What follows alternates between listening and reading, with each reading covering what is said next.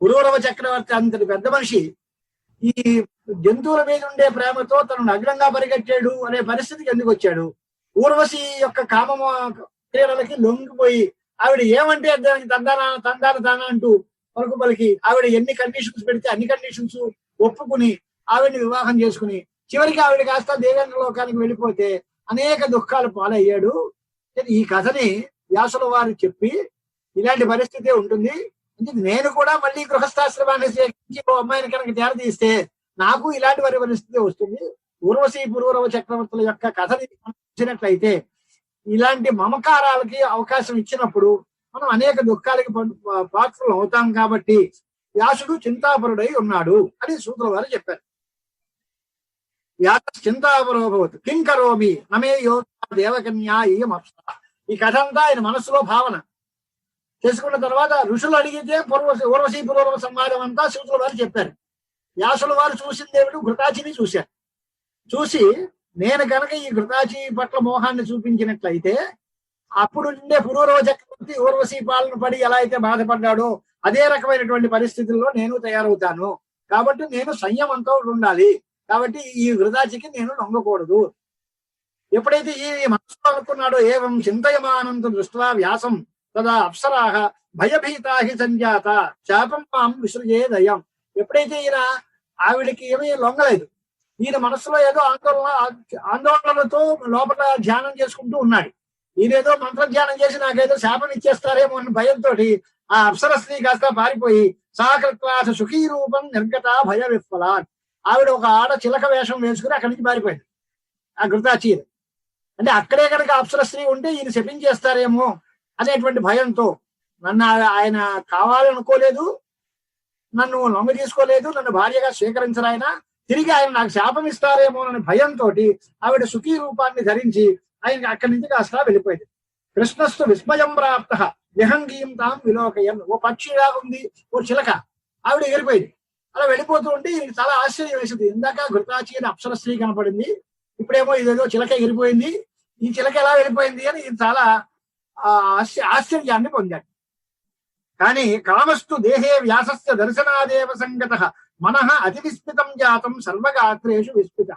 కానీ కాముడు లోకం తాలూకు స్వభావం, ఎంతటి మహానుభావులకైనా కామ బాధ అనేది ఉండేది మనం వర్ణించడానికి వీల్లేని బాధ, అది మనం తట్టుకోలేనిది, మన చేతిలో ఉండంది అనేటువంటి పరిస్థితి కోసం కథ చెబుతూ ఆయన దేహంలో, వ్యాసుల వారి దేహంలో కాముడు ప్రవేశించాడు. ఆయన మనస్సుని కకావికలం చేశాడు. బహుశో గృహ్యమానంచ ఘృతాచ్యా మోహితం మనః.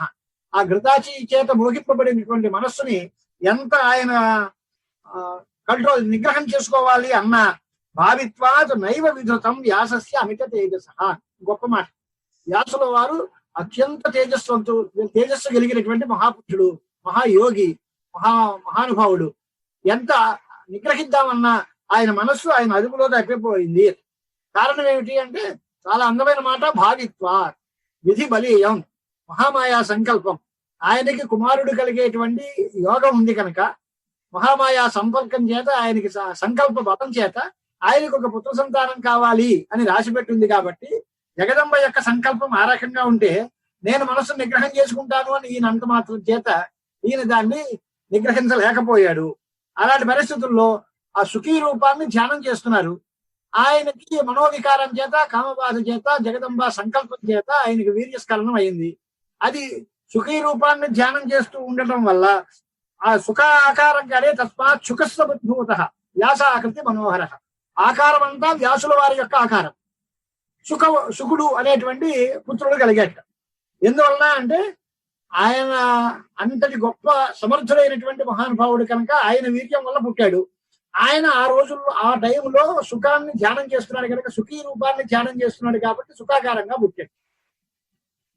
అంచేత సహ అవిచింత్య తథాపాతం మమంత అరణమేవచ తస్మాత్ సుఖస్వబద్భూత వ్యాసాకృతి మనోహర. విస్మయం జనయం బాల సంజాత తద్ అరణ్యజ యథా అధ్వరే సమిద్ధోగ్నిర్భాతి హవ్యేన దీప్తిమాన్. అరణ్యంలో అరణ్య మంథనం చేసినప్పుడు పుట్టినటువంటి అగ్ని ఎలా అయితే ప్రజ్వలిస్తూ ఉంటుందో అలాగే ఆ శుకుడు కూడా చాలా ప్రజ్వలంగా ప్రకాశిస్తూ ఉండేటువంటి పరిస్థితుల్లో ఉన్నాడు. వ్యాసుల వారు చూశారు, ఈ కొడుకు ఎక్కడ వచ్చేటప్పుడు ఈ కొడుకును చూసి వ్యాసస్తు సుతమాలోక్య విస్మయం పరమంగత. కిమేతదితి సంచింత్య వరదానాత్ శివస్య వై తేజోరూపీ సుఖో జాత అరణీ గర్భ సంభవ. ఇప్పుడు ఈయన శుక్లవారి యొక్క జన్మ ఏమిటి అంటే ఒక మానవ మాతృడుగా యోని గర్భంలో పుట్టినటువంటి మనిషి కాదు. తల్లి ఎవరు అని అంటే అరణీ గర్భంలో పుట్టినవాడు. శివ అనుగ్రహం చేత, శివుడి యొక్క వరప్రదానం చేత మహా తేజస్సు కలిగినటువంటి మహాపురుషుడు నీకు పుత్రుడుగా పుడతాడు అని పరమశివుడు వ్యాసుల వారికి ఇచ్చిన వరం ఉంది కనుక ఆ పరమశివుడి యొక్క వర ప్రభావము దానివల్ల ఈయన రెండో అగ్నిలాగా ప్రకాశిస్తున్నటువంటి శ్రీశుకాచార్యుల వారు జన్మించారు. తర్వాత మెల్లిగా గంగా నదిలో స్నానం చేయించాట. పుష్పవృష్టి ఆకాశం నుంచి కురిసింది. జాతకర్మాదులన్నీ చేయించారు వ్యాసుల వారు. దేవదందువులు మోగేయి. గంధర్వులందరూ నాట్యాలు, మంచి సంగీతాలు పాడారు. దేవర్షులందరూ కూడా అత్యంత ఆనందాన్ని ప్రదర్శించారు. అంతరిక్షం నుంచి ఒక కృష్ణాజనము, ఒక దండము, కమండలువు అవన్నీ కూడా శ్రీశుకాచార్యుల వారి కోసం ఆకాశంలోంచి ఊడిపడ్డాయి. చాలా గొప్ప స్థలం. అంతరిక్షాత్ పపాత ఉర్వ్యాం దండ కృష్ణాజనం శుభం కమండలు తథా దివ్య సుఖస్యార్థే ద్విజోత్తమం. దానిలోంచి ఎవరో మామూలు వాడు ఎవడో కమండలం ఇవ్వడమో లేకపోతే దండం ఇవ్వడమో కాదు. శ్రీసుఖ మహర్షి పుడితే ఆ వ్యాససుతులైనటువంటి అరణీగర్భ సంభూతులైనటువంటి సుఖ మహర్షికి ఆయన ఉపనయన కాలం వచ్చే సమయానికి దండము, కమండలము, కృష్ణాజనము మొదలైనవన్నీ ఆకాశంలోంచి మనకి కలిగేట. ఉత్పన్న మాత్రం తం వేదా సరహస్యా ససంగ్రహా ఉపతస్థుర్ మహాత్మానం యథా అస్య పితరం తథా.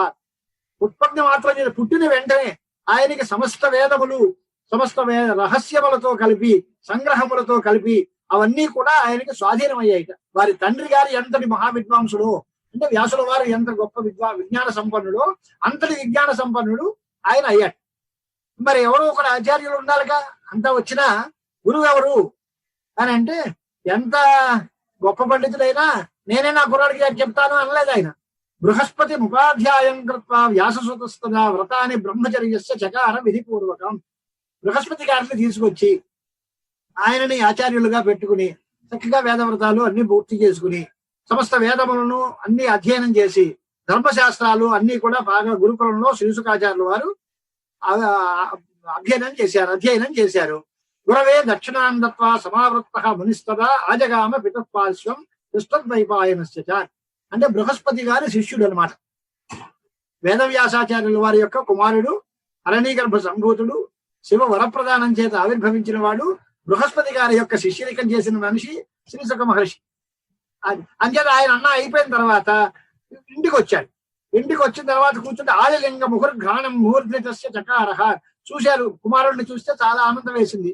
అయినా నేను అనుకున్నటువంటి కుమారుడు నాకు లభించాడు. పరమశివుడి యొక్క అనుగ్రహ విశేషం ఇది. ఇంత తేజస్వంతుడివి, ఇంత విజ్ఞాన సంపన్నుడివి, చాలా సంతోషం. అంచేత నువ్వు ఇంద్రాలు చేయాల్సిన పని ఏమిటి? పప్రచ్చ కుశలం వ్యాస తస్థౌచ అధ్యయనం శుచి ఆశ్వాస్య స్థాపయామాస సుఖం తత్ర ఆశ్రమే శుభే. తమ ఆశ్రమంలో కూర్చోబెట్టి యోగక్షేమాలు చేసి చాలా సంతోషం అయినా నీ విద్యాభ్యాసం పూర్తయింది. ఇప్పుడు ఇంకా దారకర్మ తతో వ్యాస సుఖస్య పరిచయం. మా అబ్బాయికి పెళ్లి చేయాలి, మంచి పిల్ల ఎక్కడుంది అని వెతుక్కోవడం ప్రారంభించేట వేదవ్యాసాచార్యుల వారు. అనేసరికి ఎప్పుడైతే అన్నాడో కన్యాం మునిసుతాం కాంతాం అపృచ్ఛతు అతి వేగవాన్. మునిసుతో మునికన్య ఎవరైనా ఉందా, మా శుకుడికి పెళ్లి చేద్దాం అనుకుంటున్నాను, సరి అయినటువంటి అమ్మాయి ఎవరైనా ఉందా అని వెళ్ళాడు. ఈ లోపుగా సుఖం ప్రాహ సుతం వ్యాస వేదగా అధీత త్వయా అనఘ ధర్మశాస్త్రాన్ని సర్వాణి కురు భార్యాం మహామతే. నువ్వు వేదాధ్యయనం అయ్యేవు, ధర్మశాస్త్రాలు అయ్యేవి, చదివావు, అంత విజ్ఞాన సంపద అంతా వచ్చింది, చక్కగా పెళ్లి చేసుకుని ఆయన గృహస్థాశ్రమాన్ని స్వీకరించు అని శుకుల వారికి చెప్పారట. ఈయన వారన్నారట. దానికోసం చెప్తూ మాట్లాడుతూ గార్హస్థ్యము అనేటువంటిది చాలా గొప్ప ఆశ్రమం, గృహస్థాశ్రమం చాలా గొప్పది. రుణాన్ మోచయ మాం పుత్ర ప్రాప్య దారాన్ మనోరమాన్. రుణాన్ మోచయ మాం పుత్ర, నన్ను రుణగ్రస్తుడు కాకుండా నన్ను రుణ విముక్తిని చెయ్యి అని చెప్పాడు. నన్ను రుణ విముక్తి చేయడానికి నువ్వు పెళ్లి చేసుకోమంటావు ఏమిటి అని అంటే, ఆయన దారా సంగ్రహం అంటే భార్యని తీసుకుని పుత్రులు కలిగితే దానివల్ల పితృరుణం తీరుతుంది. ఆ పితృరుణం తీరితే వ్యాసుల వారికి రుణ విముక్తి కలుగుతుంది. అంచేత నాకు ఈ రుణ విముక్తిని ప్రసాదించు తండ్రి, నువ్వు వివాహం చేసుకో అని చెప్పారంటే ఒకటి. రెండవది అపుత్రస్య గతిర్నాస్తి స్వర్గో నైవచ నైవచ తస్మాత్ పుత్ర మహాభాగ గృహాశ్రమం. ఓ పుత్రుడా గృహస్థాశ్రమాన్ని స్వీకరించు అని చెప్పారు. తర్వాత ఇలా చెప్పేసరికి శ్రీశుక్ల వారు వచ్చారు. ఆయన పరిస్థితి ఏమిటి అంటే పురాణం చెబుతుంది విరక్త. సో అతిరక్తం తం సాక్షాత్ పితరం ఆత్మన. ఆయన అతి విరక్తుడు, ఈయన అతి రక్తుడు. వ్యాసుల వారు అత్యంత అనురాగంతో పుత్రుడు ప్రేమ, పుత్రుడు కోడలు కావాలి, మనవలు కావాలి, మునిమనవలు కావాలి, వంశాభివృద్ధి కావాలి, ఈ రకమైనటువంటి రాగంతో ఈయనున్నాడు. ఆయన పరిపూర్ణమైన విరక్తితో ఉన్నాడు ఆయన. అలాంటి విరక్తుడైనటువంటి ఆయన అతి రక్తుడిగా ఉన్నటువంటి తండ్రితోటి మాట్లాడుతాట. కింత్వం వదసి ధర్మజ్ఞ వేదవ్యాస మహామతే తత్వేన సాధి శిష్యం మాం త్వద ఆజ్ఞాం కరవాణ్యలం. ఏం చెప్తున్నారు తండ్రి, మీరు చెప్పే మాట ఏంటి? సరి అయినటువంటి తత్వ నిర్ణయం చేసి చెప్పండి, మీ మాటను నేను పాటిస్తా. కానీ చెప్పే మాట యుక్తంగా ఉండాలి, శాస్త్ర సమ్మతంగా ఉండాలి, అభివృద్ధిప్రదంగా ఉండాలి. అంటే వ్యాసుల వారు అన్నట్టు త్వదర్థే యతస్తయ తపస్తప్తం మయా పుత్ర శతం సమాహ ప్రాప్తస్త్వం అతి దుఃఖేన శివస్య ఆరాధనేన చ. అయినా నీకోసం నేను 100 ఏళ్ళు తపస్సు చేశాను రా, శివుణ్ణి సాక్షాత్కరింపజేసుకున్నాను. చాలా కష్టంగా నేను ఎంతో శివారాధన చేశాను. ఆ శివానుగ్రహం చేత నువ్వు నాకు కలిగావు. నీకు డబ్బు కోసం నువ్వు ఎక్కడికి వెళ్ళి వెతుక్కోవలసిన పని ఏమీ లేదు. తమ విత్తంతు దదామి ప్రార్థయిత్వాథ భూపతిం. నేను ఎవరిని అడిగినా, ఏ రాజుని అడిగినా ఎంత కావాలంటే అంతా డబ్బులు ఇచ్చేటువంటి పరిస్థితి ఉంది. అంచేత నేనేమో ఏ రాజుల దగ్గర డబ్బు సంపాదించి నీకు ఇస్తా. సుఖం భుంక్ష మహాప్రాజ్ఞ ప్రాప్య యౌవనం ఉత్తమం. అంచేత యౌవనం పొంది గృహస్థాశ్రమాన్ని స్వీకరించి నువ్వు చాలా ఆనందంగా జీవితం గడుపు అని అడిగాడు. అక్కడి నుంచి మనకు కావలసిన కథ శుకాచార్యుల వారు చెబుతున్నారు. కిం సుఖం మానుషే లోకే బ్రూహి తాత నిరామయం. మనుష్య లోకంలో ఏం సుఖం ఉన్నాయా? సుఖంగా ఉండు, సుఖంగా ఉండి అంటావు. సుఖం అంటే ఏమిటి, ఎలా ఉంది అంటే నిజమైన సుఖాన్ని సుఖం అంటే కదా. మనుష్య లోకంలో ఎక్కడ ఏది పొందినా అది దుఃఖంతో కూడే ఉంటుంది, కానీ దుఃఖం లేనటువంటి సుఖంగా ఏదైనా ఉందా? స్త్రియం కృత్వా మహాభాగ భవామి తద్వశానక సుఖం కిం పరతంత్రస్య స్త్రీజితస్య విశేషత. నువ్వు చెప్పినట్టుగా వివాహం చేసుకుంటాను, ఆ అమ్మాయికి లొంగిపోతాను, పరతంత్రులను అవుతాను, విశేషించి పెళ్ళాంలో చేతిలో కీలుబొమ్మ అవుతాను. ఏం సుఖం ఉంది? పరతంత్రుడిగా ఉంటే అప్పుడు సుఖం ఏముంది? అలాగే కదాచిదపి బుచ్యేతలో ఆ కాష్టాదియంత్రిత పుత్రధారే నిబద్ధస్తు నవిబుచ్యే. ఎక్కడైనా బాగా ఇనుప సంఖ్యలు వేసి మనని బంధిస్తే అవేనా వదిలిపోతాయేమో తప్ప భార్యాపుత్రులు అనేటువంటి బంధం అని మాత్రం వదిలే వ్యవహారం కాదు.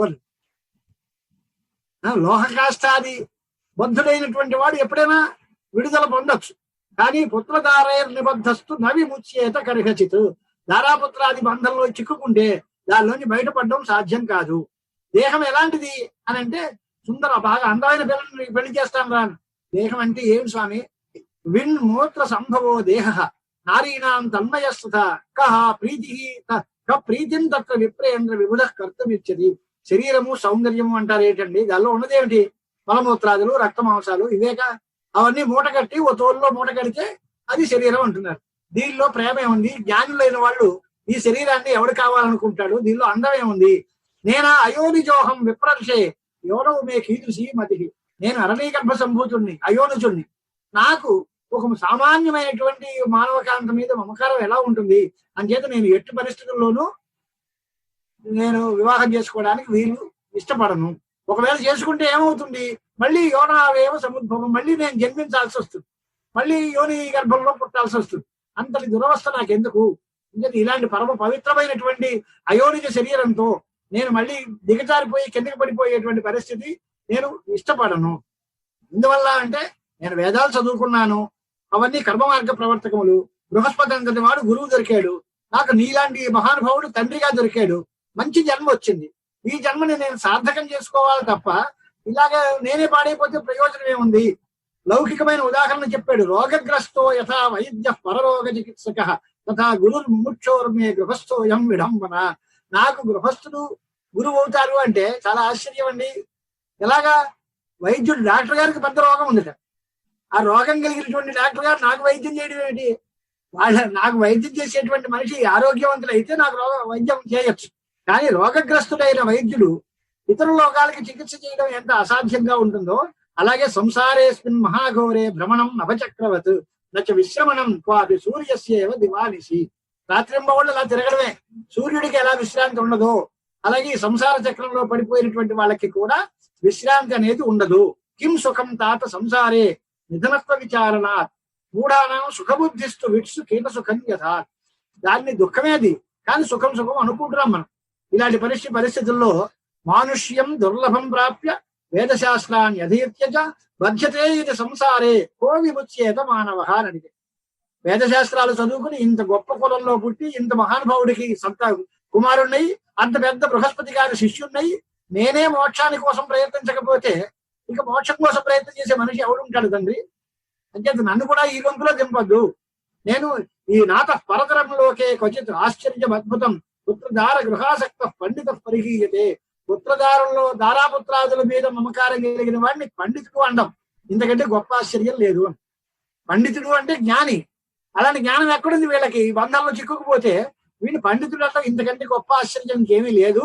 అంచేత ఎవరైతే సంసారంలో మాయాగుణాలకి బద్ధుడు కాకుండా ఉంటాడో అలాంటి వాడే పండితుడు, వాడే ముముక్షువు, లేదా వాడే ముక్తి పొందేటువంటి అవకాశం ఉంది, వాడే మేధావి అనేటువంటి పరిస్థితుల్లో ఉంది. కనుక మనం చదువుకోవడం దేనికి?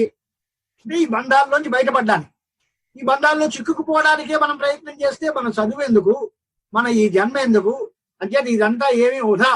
కిం వృథాధ్యయనేన అత్ర దృఢబంధకరేణ చ పఠితవ్యం తదేవాసు మోచయే భవబంధన. ఈ భవసాగరంలోంచి బయటపడేసే చదువేదో అదే చదువు. సా విద్య యా విముక్తయే. మోక్షానికి కారణమైనటువంటి విద్య మాత్రమే. అదే విద్య. తగ్గమైన విద్యలు కాదు, పొట్టపోసుకోవడానికి చేసేటువంటి ప్రయత్నాలు. అంచేతే వేదాంత శాస్త్రం అద్వైత విద్య ఏదైతే ఉందో అదే విద్య. అంటే విద్వాంసుడు అని ఎవరినాలి అంటే జ్ఞాని అయినటువంటి వాడు, మోక్ష మార్గాన్ని తెలుసుకున్నటువంటి వాడినే విద్వాంసుడు అనాలి తప్ప అది వేదమే అవుతుంది కానీ మరొకటి కాదు. కాబట్టి జ్ఞాన సాధనమైన అంటే మోక్షానికి కారణమైనటువంటి ఆత్మైకత్వ విజ్ఞానం ఏ ఉపనిషత్తుల వల్ల దొరుకుతుందో అటువంటి వేదవాంగ్మయంలో పరినిష్ఠుతులై వేదార్థ జ్ఞానం తెలిసి ముముక్షువై ముక్తిని సంపాదించేటువంటి వాడు ఎవడో వాడే పండితుడు. అలాంటి దాన్నే చదువుకోవాలి. గృహ్ణాతి పురుషం యస్మాత్ గృహం తేన ప్రకీర్తితం. గృహము అనేటువంటి పేరుకి అర్థం ఏంటి అంటే ఇల్లు, మేడ, బిద్ది అందరం. అది కాదు, గృహం అనే మాటకి వ్యుత్పత్తి రాశారు. గృహ్ణాతి పురుషం యస్మాత్ గృహం తేన ప్రకీర్తితం. గృహ్ణాతి అంటే పట్టేసుకుంది, లాక్కుంటుంది, బంధిస్తుంది. పురుషుణ్ణి బంధించేటువంటిది కాబట్టి దానికి గృహం అని పేరు. ఓ ఇల్లు అంటే ఇంక దానికి ఎంత పెట్టినా అంతే తేవదు. ఇంటికి ఒంటికి ఎంత పెట్టినా అంతే కదా. ఆ గృహంలో చిక్కుకుంటే ఆ బంధంలో చిక్కుకుపోయినట్టే కనుక ఎక్కువ సుఖం బంధనాగారే తేన భీతోస్మి అహం పిత. తండ్రి నాకు ఈ గృహాలు వద్దు, ఈ బెల్లం బెల్లలు వద్దు, నాకు ఈ బంధనంలో నన్ను ప్రవేశపెట్టద్దు, అంచేత నన్ను మాత్రం వదిలేయను బాబు అంటాడు శుకుడు. వ్యాసుల వారు అంటున్నారు నగ్రహం బంధనాగారం బంధనే నచ కారణం మనసాయో వినిర్ముక్త గృహస్థోపి విముచ్యతే. చక్కటి మాట మనందరి కోసం చెప్పారు వేదవ్యాసాచార్యుల వారు. ఆయన గృహము అంటే ఇల్లు వాకిలి ఉండడం బంధనానికి చిక్కు కారణం అవుతుంది, లేదా పెళ్లి చేసుకుంటే ఏదో బంధులం అయిపోతాం. ఈ ఆలోచన తప్పురా అబ్బాయి, అదేం సరైన మాట కాదు. నా గృహం బంధనాగారం. గృహము ఎప్పుడు బంధనానికి ఆధారం. అదే జైలు కాదు, ఇల్లు జైలు కాదు. అది బంధంలో కారణం ఏమీ కనబట్టం లేదు. మరి ఏమిటి అంటే మనసాయో వినిర్ముక్త గృహస్థోపి విముచ్యతే. ఇంట్లో ఉండి పెళ్ళం వండి పెడుతుంటే హాయిగా తిని మనస్సులో విరక్తిని వైరాగ్యాన్ని సంపాదించుకుంటే వాడు హాయిగా ముక్తిని పొందొచ్చు. నీ ఇల్లు వాకిలు వదిలేసి అడుగులకు పోకల్లా నీ మనస్సుని శుద్ధి చేసుకోవాలి తప్ప నాకు పెళ్ళం వద్దు ఇల్లు వద్దు అంటే నేను అవతలకి వెళ్ళిపోయి అక్కడ నువ్వు బావుకునేది ఏముంది అనే మాట రాస్తాడు. యాయాగత ధన కుర్వన్ వేదోక్తం విధివత్క్రమాత్ గృహస్థోపి విముచ్యేత శ్రాద్ధకృత్ సత్యవాక్ శుచి. మాటలు బాగా గుర్తుపెట్టుకోవాలి. కథలు చదవడంలో ఎంత పెద్ద విశేషం కాదు. ప్రతివాడు తమ కష్టాల్లో ఉన్నప్పుడు అమ్మవారిని శరణు వేడాడు, అమ్మవారి అనుగ్రహం చేత వాళ్ళ కష్టాల నుంచి బయటపడ్డాడు. ఇది మొత్తం 12 స్కంధాలను ఉండే చాలనే అది. కానీ ఈ మాటలు ఒక్కొక్క మాటల్లో చాలా జీవితం ఎలా నడపాలి అనే దానికి ఉపదేశం. న్యాయాగత ధన న్యాయ మార్గంలో సంపాదించుకోవాలి. వేదోక్తం కుర్వన్ విధివత్ క్రమాత్ విధి ప్రకారంగా అంటే స్వధర్మాన్ని వేదోక్తమైనటువంటి కర్మలన్నిటినీ చక్కగా చేస్తూ ఉండాలి. శ్రాద్ధకృత్ సత్యవాక్ శుచికి పితృశ్రాద్ధాదులన్నిటి నిర్వహించాలి. ఎప్పుడు అబద్ధం ఆడకుండా సత్యం పలుకుతూ ఉండాలి, శుచిగా ఉండాలి. బ్రహ్మచారి యతశ్చైవ వారప్రస్థో వ్రతస్థిత గృహస్థం సముపాసంతే మధ్యాహ్నాధిక్రమే సదా. ఇలాగెందుకు గృహస్థికి ఇంత ఇంపార్టెన్స్ అని అంటే బ్రహ్మచారి గాని లేదా సన్యాసులు గాని వానప్రస్థులు గాని లేదా ఏదైనా వ్రతాల్లో ఉన్నటువంటి వాళ్ళు గాని వాళ్ళందరూ కూడా మధ్యాహ్నం అయ్యేసరికి ముక్తి కావాలి అంటే గృహస్థునే ఆశ్రయించాలి. ఈ గృహస్థు వాళ్ళందరికీ అన్నప్రదానం చేస్తేనే వాళ్ళకందరికీ భిక్షుంది, లేకపోతే లేదు. కనుక గృహస్థం సముపాసంతే మధ్యాహ్నాతిక్రమే సదా శ్రద్ధయా చ అన్నదానేన వాచా సూనృతయా తథా ఉపకుర్వంతి ధర్మస్థాః గృహాశ్రమ నివాసినః. ఈ గృహస్థులందరూ ఏం చెయ్యాలి అని అంటే చాలా శ్రద్ధగా వాళ్ళందరికీ యోగ్యమైనటువంటి రీతిలో అన్నప్రదానం చెయ్యాలి. మంచి మాట చెప్పాలి. వాచా సూనృతయా తథా చక్కటి సూనృతమైన వాక్కుతో కుశల ప్రశ్నలు వేసి వాళ్ళని మంచి మాటలు చెప్పి ఎవరెవరి అధికారాన్ని బట్టి వారితో ఎలాగా నీతివంతంగా మాట్లాడాలో ఆ రకమైనటువంటి మంచి మాట మాట్లాడాలి. ఈ గృహాశ్రమంలో ఉండేటువంటి గృహస్థులందరూ అందరికీ ఈ రకమైనటువంటి ఉపకారం చేయాలి. గృహాశ్రమాత్ పరోధర్మో నదృష్టః నచ వైస్వతః. గృహస్థాశ్రమం కంటే గొప్ప ధర్మం చూడలేదు వినలేదు అన్నాడు వేదవ్యాసుల వారి ఆర్గ్యుమెంట్. వశిష్ఠాదిపి ఆచార్య జ్ఞానిభి సముపాశ్రిత. దీనికి ఏమిటి ప్రమాణం ఏమిటి? వశిష్ఠ మహర్షి అంత పెద్దవాడు గృహస్థాశ్రమం స్వీకరించాడు. ఆయన సన్యాసం పుచ్చుకుని పోలేదే. గృహస్థాశ్రమం అంత తప్పు అయితే వశిష్ఠులందరి వారు గృహస్థాశ్రమంలో ఎందుకున్నారు? జనకరాజేంద్రులు ఎందుకున్నారు? అంచేత కిం అసాధ్యం మహాభాగా వేదోక్తాని చ పూర్వతః స్వర్గం మోక్షం చ సజ్జన్మ యద్యద్వాంఛతి తద్భవే. వేదాధ్యయనం చేసి చక్కగా తపస్సుతో జీవితం గడుపుతూ వేదశాస్త్రోక్తమైనటువంటి ఆచార సిద్ధమైనటువంటి సంప్రదాయంతో జీవితం గడిపే వాళ్ళకి చేతకాంతి ఏముందయ్యా? వాళ్ళు ఏది కావాలంటే అదే అవుతుంది. వాళ్ళు జీవన్ముక్తిని సంపాదించవచ్చు, లేదా మంచి జన్మ కావాలంటే ఏది కావాలంటే అది వస్తుంది. స్వర్గాన్ని కావాలంటే అది వస్తుంది, లేదా మోక్షం కావాలంటే అది వస్తుంది. మంచి కులంలో పుట్టాలి అంటే అదే వస్తుంది. స్వర్గం మోక్షం చ సజ్జన్మ యద్యద్ వాంఛతి తత్తద్ భవేత్. ఆశ్రమాద్ ఆశ్రమం గచ్చేది ధర్మ విధో విధు. ఇంకొక కండిషన్ కూడా, ఆశ్రమం నుంచి ఆశ్రమంలోకి వెళ్ళాలి అంటే బ్రహ్మచర్యంలోంచి డైరెక్ట్ గా సన్యాసం కాదు, బ్రహ్మచర్యంలోంచి గృహస్థాశ్రమంలోకి వెళ్ళాలి. తర్వాత వానప్రస్థాన్ని స్వీకరించాలి, తర్వాత యత్యాశ్రమాన్ని స్వీకరించాలి. ఇది ఒక క్రమ సన్యాసం. ఇలా కాకుండా నువ్వు అలా వదిలేసి మాట అయితే ఎలాగా? అంచేత నువ్వు చక్కగా గృహస్థాశ్రమాన్ని స్వీకరించు. తస్మాత్ అగ్నిం సమాధాయ కురు కర్మాణ్య యతంత్రితః. చక్కగా అగ్నినుష్ఠానం చేయి, యజ్ఞయాగాది కర్మాలను చేయి. దేవాన్ పితॄన్ మనుష్యాశ్చ సందర్భ్య విధివత్సుత పుత్రముత్పాద్య ధర్మజ్ఞ సంయోజ్య గృహాశ్రమే. అక్కడ వరకు కండిషన్స్. నువ్వా చక్కగా యజ్ఞయాగాది కర్మలు చేయి, తర్వాత సంతానం కను. ఆ వాడికి కూడా పెళ్లి చేసి వాడిని గృహస్థాశ్రమంలో పెట్టు. అప్పుడు నువ్వు ఈ గృహాన్ని వదిలిపెట్టి తర్వాత వానప్రస్థమో సన్యాసమో తర్వాత ఏదో చేసుకుంటే చేసుకోవయ్యా. అంచేత ఇంద్రియాలన్నీ మనని అందరినీ మరింపజేసేవి, మనని తప్పుదారిలో ప్రవేశపెట్టేవి. ఇంద్రియాని మహాభాగ మాదకాని సునిశ్చితం అదారస్య దురంతాని పంచైవ మనసాసహ. మనస్సుతో కలిపి 6 ఇంద్రియాలు. జ్ఞానేంద్రియాలు 5, మనస్సు 1. మనస్సు ఇంద్రియం అవునా కాదా అని శాస్త్రాల్లో పెద్ద పేచి. అనింద్రియేణ మనసా అని పేరుతో మనస్సు ఇంద్రియం కాదనే వాళ్ళు కొంతమంది, మనస్సు కూడా ఇంద్రియమే అనేటువంటి వాళ్ళు చాలా మంది. అంటే జ్ఞానేంద్రియాలు 5, కర్మేంద్రియాలు 5, మనస్సు 11. ఈ 11 ఇంద్రియాలు మన అందరినీ అన్ని రకాల ఇబ్బంది పెడుతున్నాయి. వాటిని మనం పూర్తిగా తృప్తిపరచడం అనేది సాధ్యం కాదు. అంచేత నాకు బెల్లం అక్కర్లేదు, నీ ఇంద్రియాలని నువ్వు వశం చేసుకోవడం నీ వల్ల ఏ పనేనా? కాదు కదా. అంచేత తస్మాత్ దారాన్ ప్రకుర్వీత తజ్జయాయ మహామతే. నీ ఇంద్రియాలని జయించాలి అంటే వాటిని పూర్తిగా స్వేచ్ఛగా వదిలేయకుండా దానికి ఒక నిబంధనతో ఒక ధర్మబద్ధమైన ధర్మపత్రిని తీసుకుని దాంట్లో ఇంద్రియ తృప్తిని కలిగి ఇంద్రియాలను నువ్వు జయించుకోవడానికి ఇది ఒక మార్గం. ఆ వార్ధకే తప ఆదిష్టేతి ఇది శాస్త్రోదితం వచ. వార్ధక్యంలో తపస్సు చేయాలి అనేటువంటి మాట ఉంది. అంచేతనే అతి దుశ్చరమైన తపస్సు చేసిన విశ్వామిత్ర మహర్షి కూడా 3000 సంవత్సరాలు నిరాహారుడై పెద్ద తపస్సు చేసి మేనకెక్కి లొంగిపోయాడు. ఇంత తపస్సు చేసి మేనకెక్కి లొంగిపోవడం దృష్టమా దాససుతాం కాళీం పితా మమ పరాశర. ఎవడు మాట ఎందుకే? మీ తాతగారు ఉన్నాడు, మా తండ్రి గారు పరాశర మహర్షి. ఆ దాసకన్యం చూసి సత్యవతికి వ్యామోహం పొంది ఆయనే జారిపోయాడు. అంటే ఈ వృత్తాంతాలు ఎక్కడికి పోతాం నాయన అని సుకులతోటి వ్యాసుల వారు చెబుతున్నారు కథల్ని. వశిష్ఠుడు అంతటి వాడు, లేదా విశ్వామిత్ర మహర్షి అంతటి వాడు, మా తండ్రి గారైన పరాశర మహర్షి అంతటి వాడు, వారందరూ కూడా స్త్రీకి లొంగి గృహస్థాశ్రమాన్ని స్వీకరించిన వాళ్లే కదా. ఇంతకంటే కాదు, చతుర్ముఖ ప్రజాపతి గారు బ్రహ్మాపి స్వసుతాన్ దృష్ట్వా పంచబాణ ప్రపీడిత దావమానశ్చ రుద్రేణ మూర్ఛితశ్చ నివారిత. బ్రహ్మగారే ఈ రకమైనటువంటి ఇబ్బంది పడి తన కుమార్తెని వెంటబడి అనేక రకాలైనటువంటి ఇబ్బందులు పడి పరిగెడుతూ ఉంటే పరమశివుడు ఆయన్నే ఆపాడు. అని చేతన ఆయన కళ్యాణమైనటువంటి చక్కగా నా మాట విను, కులజాం కన్యకాం వృత్వా వేద మార్గం సమాశ్రయ. చక్కటి అమ్మాయిని పెళ్లి చేసుకో, వేద మార్గాన్ని ఆశ్రయించు అని చెప్పారు. ఇది ఈ పార్ట్ రిటెప్. మళ్ళీ శుకాచార్య వారి మాట ఏంటిది అంటే, శ్రీ సుఖం వాచ నాహం గ్రహం కరిష్యామి దుఃఖదం సర్వథా పితః. నాన్నగారు మీరు ఏం చెప్పినా వింటాను, కానీ ఈ గృహస్థాశ్రమం మాట నాకు చెప్పొద్దు, వద్దు. ఎందువలన ఇదంతా బంధం పూర్తిగా నిబంధన చేసేటువంటి పని. ఏమిటయ్యా నీకు వచ్చే ఇబ్బంది అని అంటే, ధన చింతాతురాణాం హి స్వసుఖం తాత దృశ్యతే స్వజనైః పీడ్యంతే నిర్ధనాహ లోలుపాహ జనాహ. పెళ్లి చేసుకుంటే దాన్ని పోషించడానికి డబ్బు కావాలి. డబ్బు కావాలి అంటే డబ్బు సంపాదించుకోవడానికి నేను అనేక రకాలైన తప్పుడు పనులు చేయాల్సి వస్తుంది. అంచేత అలాంటి పరిస్థితుల్లో నాకు ఆ బంధంలో నేను ఎందుకు చిక్కుకోవాలి? ఇంద్రుడు అంతటి వాడికి సుఖం ఉందా అని అంటే లేదు. ఇంద్రోపి న సుఖీ యాదృశ భిక్షు నిస్పృహ.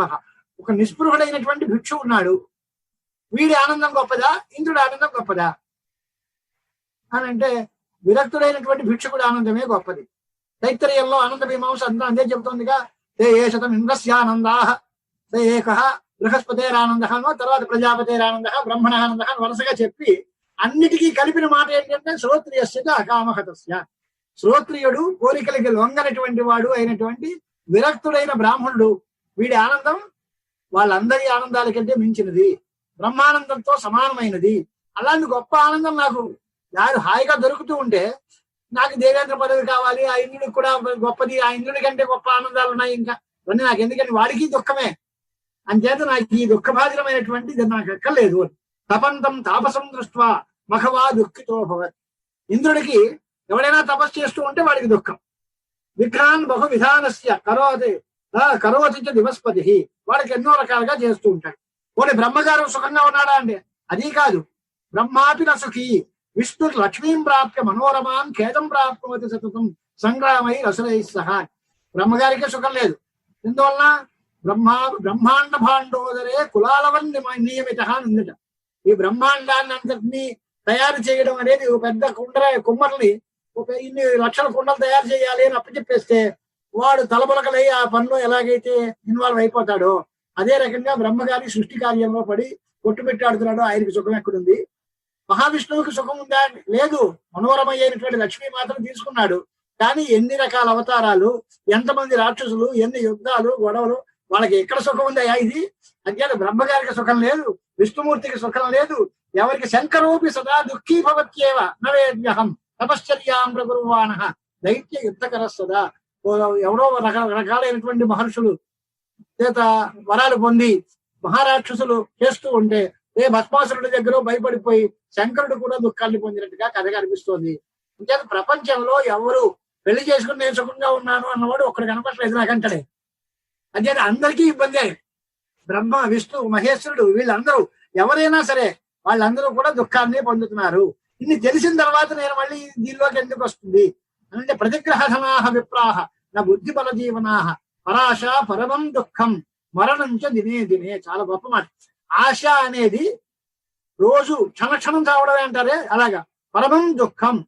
ఆశపోతికి ఉన్నంత దుఃఖం ఎవరికి ఉండదు. అలాంటి దుఃఖం ప్రతి మనిషికి క్షణక్షణం ప్రతి క్షణంలోనూ కలుగుతూనే ఉంటుంది. ఎందుకంటే భార్య పుత్రాహ తథా పౌత్రాహ కుటుంబే విపులే సతి పూరణార్థం మహద్ దుఃఖం కో సుఖం పితః అద్భుతం. ఇలాగా ఒక పెళ్ళం చేసుకుంటాను, పెళ్ళం ఒకటే, ఆవిడ కోసం ఏదో 10 రూపాయలు ఇస్తే చాలు అనుకుంటే పిల్లలు పుడతారు. రేపు వాళ్ళకి ఖర్చు పెరుగుతుంది, వాళ్ళకి సంతానము వాళ్ళకంటే ఇంకా ఖర్చు పెరుగుతుంది. ఆదాయం కోసం నేను అనేక రకాల తాపత్రయాలు పడాల్సి వస్తుంది. ఈ బాధలో ఈ సంసారంలో నాకు ఏమీ ఉపయోగం ఏమీ లేదు. కాబట్టి తండ్రి నాకు ఒక మాట చెప్పు. వద కర్మక్షయోపాయం ప్రారబ్ధం సంచితం తథా వర్తమానం యథా నశ్యే త్రివిధం కర్మ మూలజం. ప్రారబ్ధము, ఆగామి, సంచితము, ఈ కర్మలన్నీ ఎలా పోతాయో దానికి ఒక మార్గం ఏదైనా ఉంటే చెప్పండి స్వామి. అది చూసి నా కర్మక్షయాన్ని నేను చేసుకుంటాను, దీనిలోంచి బయటకు పడిపోతాను. అంచేత ఈ భావబంధాల్లో చిక్కుకుపోయి, ఈ బంధనాల్లో చిక్కుకుపోయి, ఈ కర్మబంధుడై లోకంలో భోగములు, ధనములు, కాంత ఇవన్నీ కూడా పెట్టుకుని ఇన్ని రకాలైనటువంటి దుఃఖాలను నేను పొందడానికి ఇష్టపడలేదు అని శ్రీ శుకాచార్యుల వారు వారి మాట చెప్పారు. తర్వాత ఏవం విధాని వాక్యాన్ని శ్రుత్వా వ్యాసః సుఖస్య సంప్రాప్య మహతీం చింతాం కిం కరోమీతి అసంశయం. చూశాడు తను చెప్పిన మాటలు, తన యుక్తులు, వారికి వేదవ్యాసులు గృహస్థాశ్రమ ప్రశంస చేశారు. శ్రీశుకాచార్యుల వారు వైరాగ్య ప్రశంస చేసి గృహస్థాశ్రమం సకల దోష భూయిష్టం అది నాకు ఎక్కలేదు అన్నాడు. ఇది ఎలా కుదురుతుంది? వీడికి ఏం చెప్తే మనస్సు నచ్చుతుంది, వీటిని ఎలా లొంగ తీసుకోవాలి అని తలపొట్టుకుని వేదవ్యాసుల వారు చాలా బాధపడుతున్నట్టు.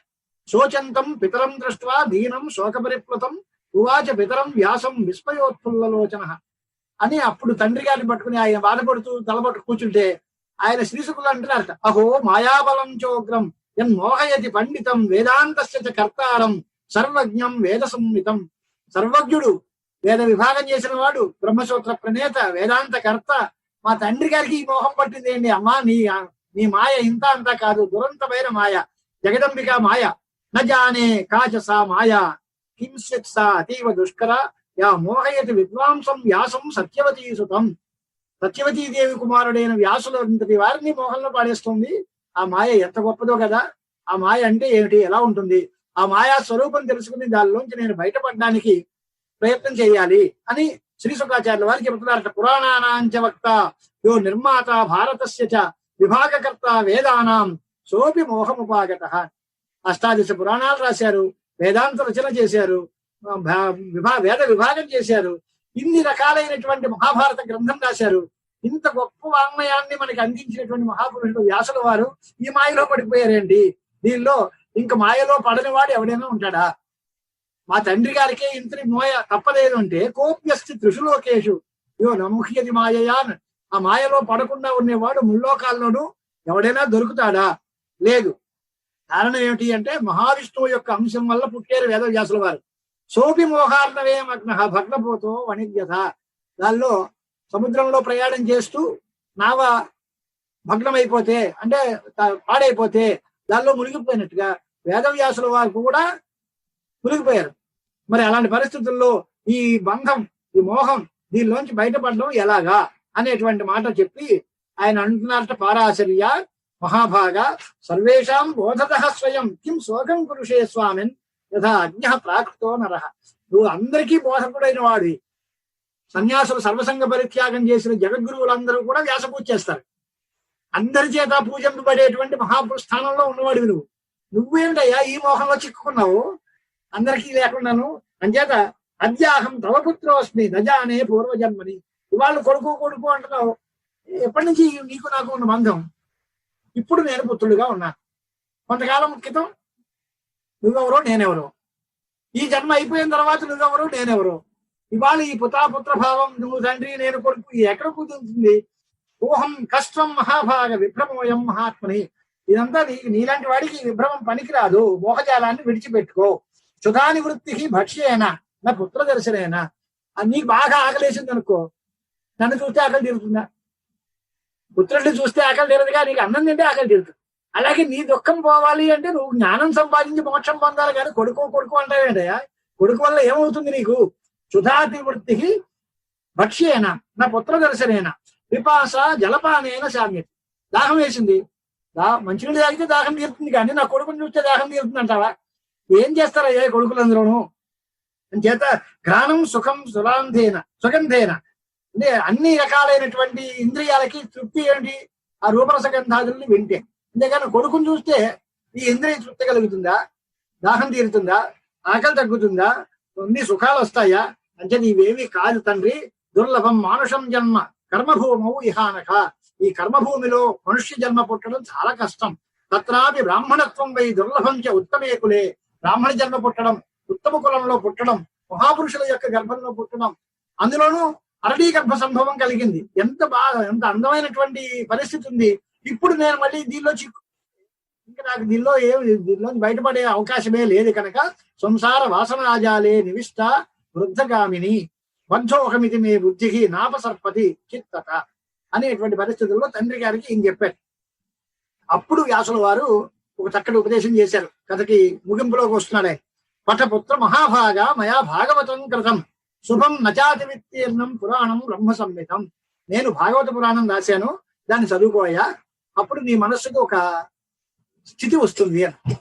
దానిలో స్కంధాహ 12 తత్రైవ పంచలక్షణ సంయుతం సర్వేషాంచ పురాణానాం భూషణం మమ సమ్మతం. దానిలో 12 స్కంధాలు ఉన్నాయి, 18,000 శ్లోకాలు ఉన్నాయి. దానిలో నేను పూర్తిగా చెప్పాను. అది చదివితే వింటే ఏమొస్తుంది? అంటే సద్ అసద్ జ్ఞాన విజ్ఞానం శృతమాత్రేణ జాయతే. ఆ భాగవతం విన్నంత మాత్రాన చేత మంచి ఏదో చెడ్డేదో జ్ఞానం ఏదో విజ్ఞానం ఏదో అవన్నీ తెలుస్తాయి. దీనికి ఎవరు మూల కారణం అంటే వటపత్రశయానాయ విష్ణువే బాలరూపిణే కేనాస్మి బాలభావేన నిర్మితోహం చిదాత్మన కిమర్థం కేన ద్రవ్యేన కథం జానామి చాఖిలం ఇత్యేవం చింత్యమానాయ అయం ముకుందాయ మహాత్మనే శ్లోకార్థేన తథా ప్రోక్తం భగవత్యా అఖిలార్థితం. దీని కథ మొట్టమొదటిలో చెప్పాడు. వటపత్రశాయి అయిన శ్రీకృష్ణ పరమాత్మ బాలకృష్ణుడిగా పడుకుని వర్రాకు మీద పడుకుని నేను ఎలా వచ్చాను, దానికి కారణం ఎవరు, ఏం చేశారు, ఇక్కడ ఎందుకున్నాను, నన్ను ఈ చిన్నపిల్లడిగా చేసి ఆడించేది ఎవరు, ఇలాంటి ఆలోచనలన్నీ చేసుకుంటున్నట్టు ఆయన నోట్లో వేలెట్టుకుని. కరారవిందేన పదారవిందం ముఖారవిందే వినివేశయంతం వటస్య పత్రస్య పుటేశయానం బాలం ముకుందం మనసా స్మరామి. బాలముకుందని ధ్యానం చేస్తాం. ఆ పరిస్థితుల్లో జగదంబ అయినటువంటి ఆదిపరాశక్తి ఆ కృష్ణ పరమాత్మకి చెప్పింది ఉపదేశం చేసి. ఒక్క శ్లోకంలో సగభాగం చెప్పింది. శ్లోకార్థేన తథా ప్రోక్తం. అఖిలార్థ సంహితమైనటువంటి సర్వకామ ప్రపూరకమైనటువంటి శ్రీమద్ భాగవతం తాలూకు సారాన్నంతటిని ఆ జగన్మాత కృష్ణ పరమాత్మకి కొద్దిగా చెప్పింది. ఏం చెప్పింది అని అంటే సర్వం కల్విదం ఏవ అహం నాణ్యదస్తి, అంతా నేనే, నాకంటే వేరే వస్తువు ఏమీ లేదు. ఒక్క ముక్క చెప్పింది ఆవిడ, ఇంకంతకంటే లేదు. సర్వం కల్వు ఇదమేవాహం, ఈ ప్రపంచం అంతా కూడా నేనే.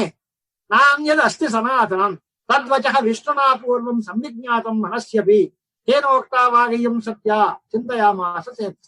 ఈ మాట విన్నారు. సర్వకల్విదం బ్రహ్మ నేహనానాస్తి కించన. ఇవి ఉపనిషత్ వాక్యాలు. ఈ మాటలు పరాదేవత కృష్ణ పరమాత్మకు ఉపదేశం చేసింది.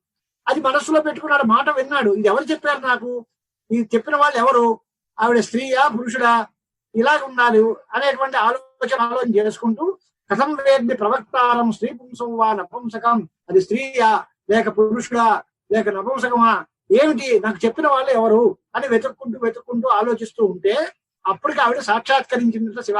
తదా శాంత భగవతి రాజురాస చతుర్భుజ శంఖ చక్ర గదా పద్మ వరాయుధర శివ దివ్యాంబరధరా దేవి దివ్యభూషణ భూషిత సంయుత సదృశీభిశ్చ సఖీభిస్వ విభూతిభిః రాజుర్బభూవ తస్యాగ్రే.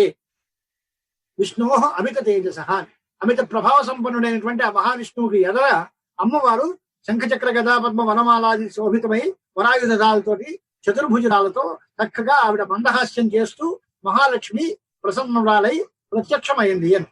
అది చూసిన తర్వాత ఈయనకి ఆలోచన వచ్చింది, నమస్కారాలు చేశారు. ఇదంతా చూసిన తర్వాత వారు అన్నారట, దృష్ట్వాతం విస్మితం దేవం శయానం వటపత్రకే ఉవాచ సస్మితం వాక్యం విష్ణు కిం విస్మితో హ్యసి. ఏమయ్యా ఎందుకు అలాగా ఆశ్చర్యపోతున్నావు, నువ్వంతా కూడా మహాశక్తి ప్రభావం చేత నన్ను మరిచిపోయావు. అంచేత మహాశక్త్యా ప్రభావేన త్వం మాం విస్మృతవాన్ పురా ప్రభవే ప్రళయే జాతే భూత్వా భూత్వా పునః పునః. ఆ నిర్గుణమైనటువంటి లేదా పరాశక్తి లేదా సగుణమైనటువంటి నువ్వు, ఇవన్నీ మనందరము కూడా సాత్వికమైనటువంటి శ్రద్ధతో ఆరాధింపదగినటువంటి ఆ పరాదేవత శక్తి. ఆ శక్తిలో వల్లే మనం ఈ నడుస్తుంది. నీకు కొన్ని పనులు చెప్పింది, ఆ పనులు నువ్వు సక్రమంగా చెయ్యాలి.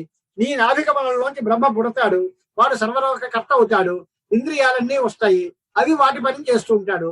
ఆవిడ యొక్క భ్రువు మధ్యంలోంచి వచ్చినటువంటి కోపవశం చేత క్రోధాద్ రుద్రోపవిష్యతి తపఃకృత్వా మహాఘోరం ప్రాప్య శక్తింతు తామసీం. అలా ఈ రకంగా సత్వరజస్తమో గుణాత్మకమైనటువంటి ప్రకృతి యొక్క అంశాల చేత సాత్విక శక్తితో మహావిష్ణువి, రాజస శక్తితో బ్రహ్మ, తామస శక్తితో మహారుద్రుడు, వీళ్ళందరూ కూడా ఆవిడ యొక్క ఆజ్ఞను పరిపాలిస్తూ ఉంటారయ్యా. ఇదంతా నేను చెప్పినటువంటి మాట. ఇదంతా కథలో మనకు తెలిసిన మాట ఏంటి అంటే మహావిష్ణువు అన్నట్టు శ్లోకస్య అర్థం మయా పూర్వం శృతం దేవి స్ఫుటాక్షరం తత్కేనోక్తం పరారోహే రహస్యం పరమం శివం అని అడిగాడు. అని అంటే ఆ మహాలక్ష్మి అమ్మవారు సాక్షాత్కరించింది. నేను ఏదో ఒక శ్లోకపాదం విన్నానమ్మా, అంతా నేనే తప్ప ఇంకేమీ లేదు అనే మాట విన్నాను, అది ఎవరు చెప్పారు అని. ఏం చెప్పారంటే ఆవిడ శ్రూస్ ఎవరే మచః మే అద్య సగుణాహం చతుర్భుజ మాం జానాసి నజానాసి నిర్గుణాం సగుణాలయాం. నీ ఎదరకుండా కంటికి కనిపించేటువంటి సగుణ సాకారమూర్తితో 4 భుజాలతో మహాలక్ష్మిగా కనిపించే నేను సగుణమైన శక్తి స్వరూపం, నిర్గుణమైనటువంటి పరాశక్తి స్వరూపం నువ్వు నీకు తెలియదు. అంచేత నన్ను తెలుసుకున్నావు. తన్యానీకి మహాభాగ తయా తత్ ప్రకటీకృతం. ఆ నిపుణమైనటువంటి చైతన్య స్వరూపమైన ఆదిపరాశక్తి యొక్క సంకల్పం చేతే మీకు ఆ మాట వినపడింది, ఆవిడే ప్రకటీకరించింది.